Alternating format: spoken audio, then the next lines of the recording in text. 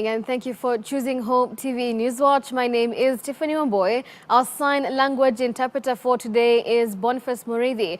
Now we would love to interact with you and get your feedback, so kindly reach us on 0708 222 323. Our SMS line is 22232, and on Twitter we are Hope TV Kenya. Now, making headlines for today, the Kenyan gospel industry is mourning the loss of Ilagosa wa Ilagosa, who died this afternoon. Reports say Ilagosa's death is a case of poisoning last December, leading to kidney failure. Ilagosa has been admitted at the Kenyatta National Hospital, where he succumbed. Various musicians in the gospel industry and his fans took to social media to express their condolences, while citing fond memories with the Swahili and Luya gospel musician.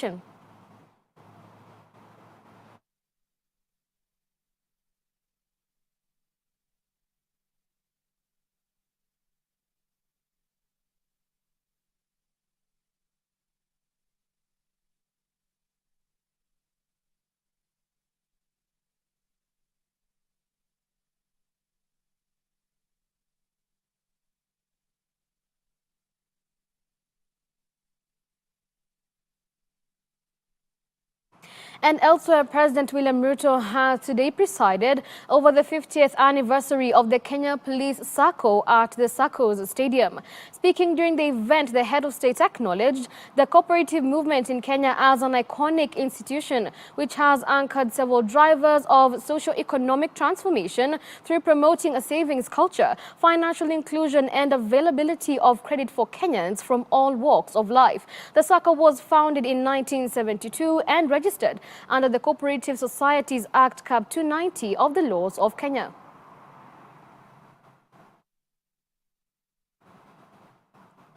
And elsewhere, Interior Cabinet Secretary Professor Kithure Kindiki has directed the National Registration Bureau to reduce the period of issuance of credit cards to 21 days for applicants in border counties.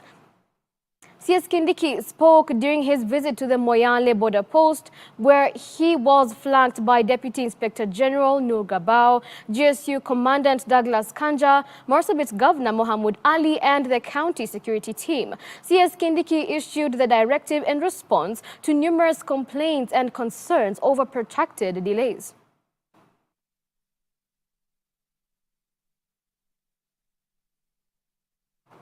And elsewhere, Jane Shege has this morning taken oath of office as a member of the task force on the terms and conditions of service for the National Police Service and the Kenya Prison Service. Chief Justice Martha Koome presided over the oath-taking ceremony of Shege, who will represent the Public Service Commission and the task force chaired by retired Chief Justice David Maraga.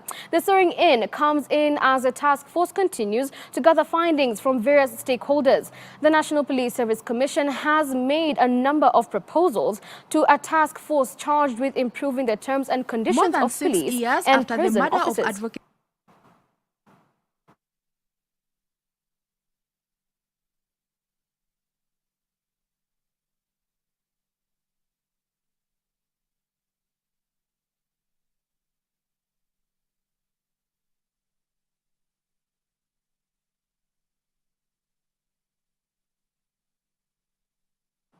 And also, former policeman Frederick Leliman has been sentenced to death in the murder of Advocate Willie Kimani, his client Josephat Mwenda, and driver Joseph Mwiruri. Two other former police officers and an informer who collaborated with him have been handed between 20 and 30-year jail terms. Kimani, Mwenda, and Mwiruri were killed in 2016 after they were abducted while leaving the Mavoko Law Court in Machakos County, and their bodies dumped in Old Donyo Sabuk River. And as Alice Diana now reports, the families of Kimani, Mwenda, and Mwiruri have expressed joy following the sentence.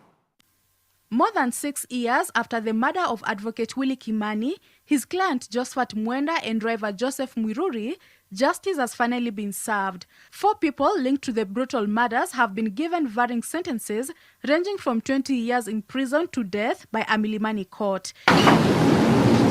In her ruling, Justice Jesse Lesit sentenced the first accused person, Frederick Oleliman, a police officer believed to have been the mastermind of the brutal murder, to death, while his former colleagues and co-accused Stephen Cheburet Morogo and Sylvia Wanjohi, who were also found guilty of the murder, were sentenced to 30 and 24 years respectively. A role which is not peripheral, as Mr. Keegan suggested.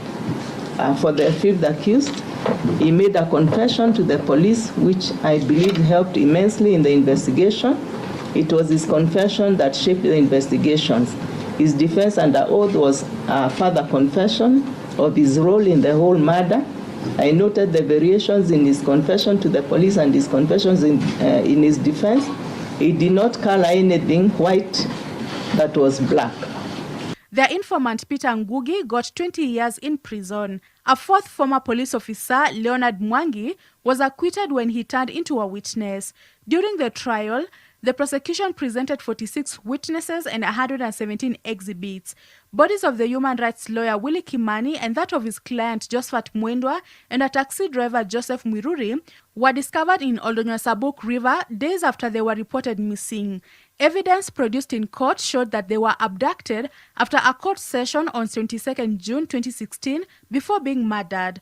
The late lawyer Kimani had been defending his client Josephat Mwendwa, who is a bodaboda rider, in 2015 when he was accidentally shot by Leliman. He filed a case and received several threats to his life from the officer, who eventually hatched a plot to abduct them after a court session and murdered them with the help of other officers.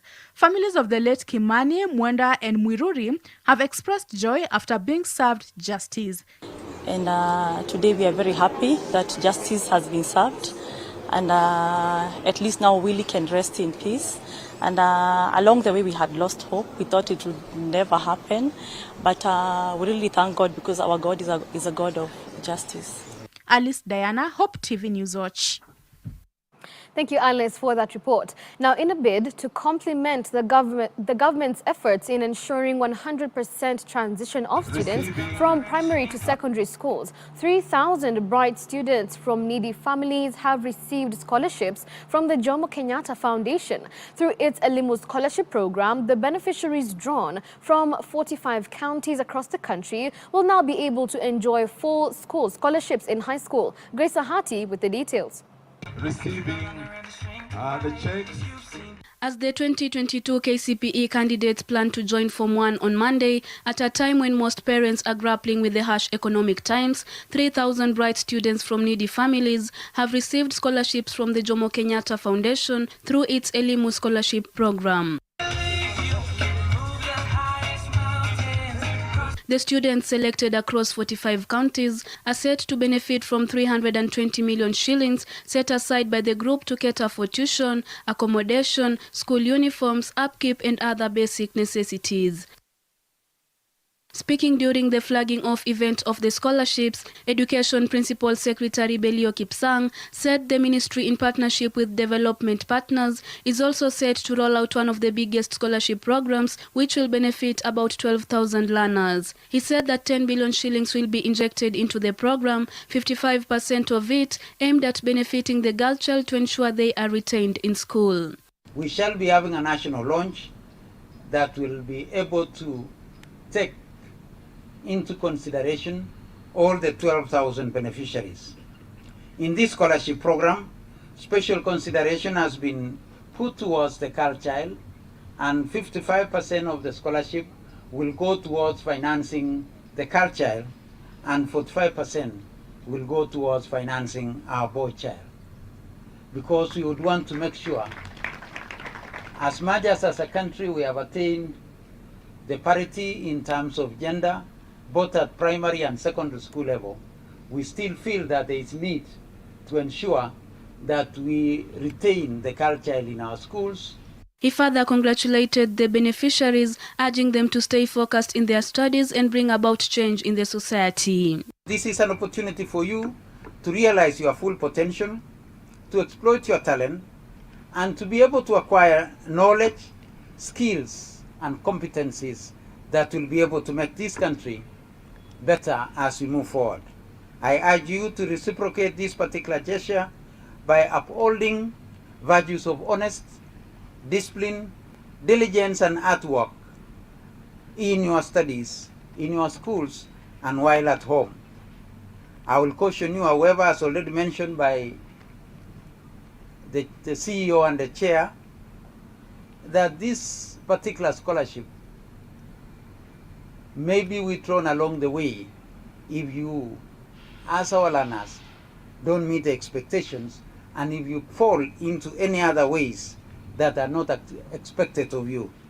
According to Jomo Kenyatta Foundation Managing Director David Mwaniki, they are keen on ensuring 100% transition of students from primary to secondary schools, hence the scholarships, which is in line with its commitment to making a difference in the society. The foundation is committed to making a contribution to the acquisition of education by a cross-section of the society.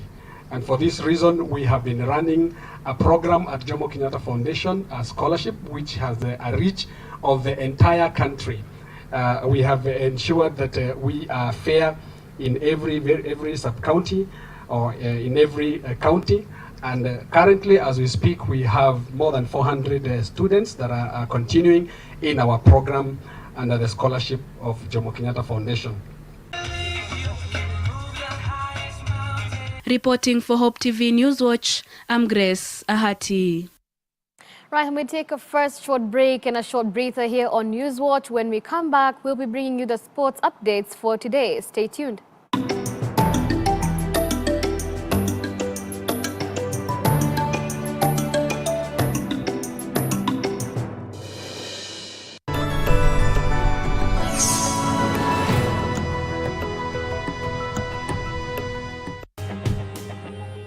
Only God can turn a mess into a message. I have a boy on a wheelchair. Yeah. I'm still preaching on the pulpit. Amen. Niliona mguu ya nyuma inakuja tu kunikanyaga, imenilenga tu kwa tumbo. Nikaitana tu Jesus. I got tired of working with the x-ray papers, and one day I just woke up and decided to burn them. A test into a testimony. The whole community didn't want to hear that anybody is born again.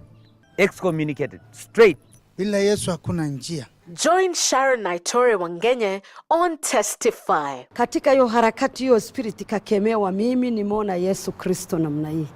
Kwa msalaba. Opa.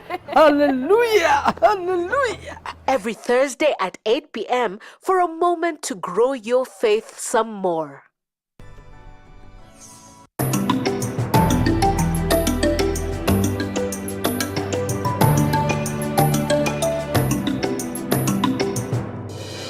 Thank you for staying tuned to Newswatch. Now, Real Madrid beat 10-man Valencia 2-0 to cut Barcelona's lead at the top of La Liga to 5 points. Los Blancos took the lead through a stunning left-footed strike from Marco Asensio in the 52nd minute. Brazilian forward Vinicius Jr. celebrated his 200th Real Madrid appearance with his side's second goal 2 minutes later. Gabriel Paulista was shown a straight red card for the visitors in the 72nd minute for kicking out at Vinicius.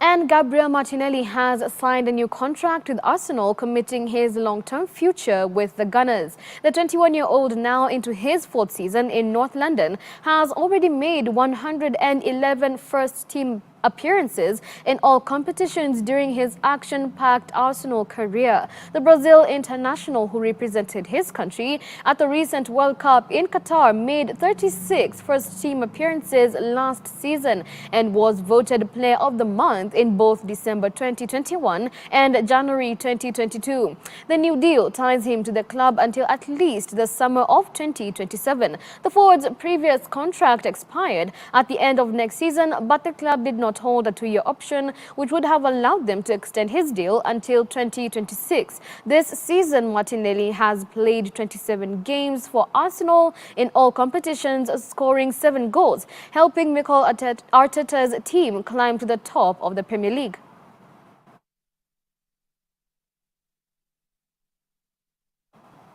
And we end our bulletin for today right here. However, stay tuned for more on Hope TV as we have Friday Frenzy coming up next. From me, Tiffany Mboy, and our sign language interpreter, Boniface Mureithi, we wish you a wonderful weekend ahead.